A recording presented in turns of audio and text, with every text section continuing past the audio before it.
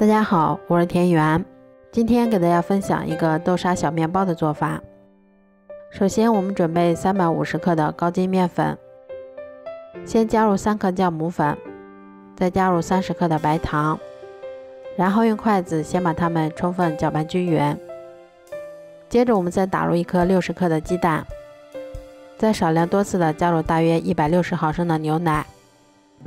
然后用筷子先把它们搅拌成这种面絮状，再下手把它们揉成像这样偏软一些的光滑面团。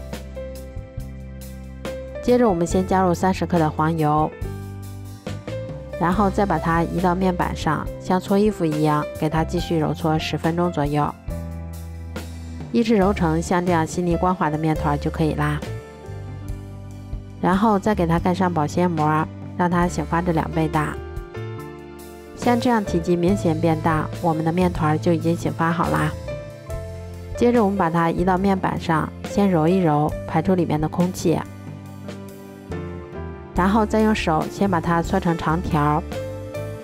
再用刀把它切成大小均匀的小剂子。我们取一个小剂子，先给它揉得细腻光滑一些，然后再把它轻轻地搓圆。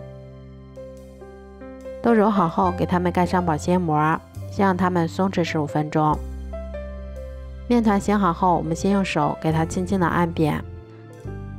然后再把它擀成一张厚度约5毫米的牛舌状饼皮。接着我们再放入适量的豆沙馅儿，然后再把它先从一头慢慢地卷起来，收口的地方我们再用手给它轻轻地捏严，然后把收口处压在下面，再给它稍微整理一下外形，这样我们的生胚就做好啦。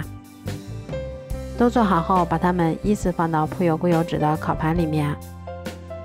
然后再给它盖上保鲜膜，让它2次醒发30分钟。醒好后，我们在表面先给它刷上一层鸡蛋液，最后我们在表面再撒上一些白芝麻增香。接着我们把它放到烤箱里面，烤箱中层上下火180度，烤18分钟左右就可以啦。这样做出的豆沙小面包吃起来外皮有一些焦香，里面非常的松软香甜，自己在家做的干净卫生，没有任何添加剂，吃着也放心。如果喜欢的话就试试吧，喜欢我的视频就关注我吧，谢谢您的支持。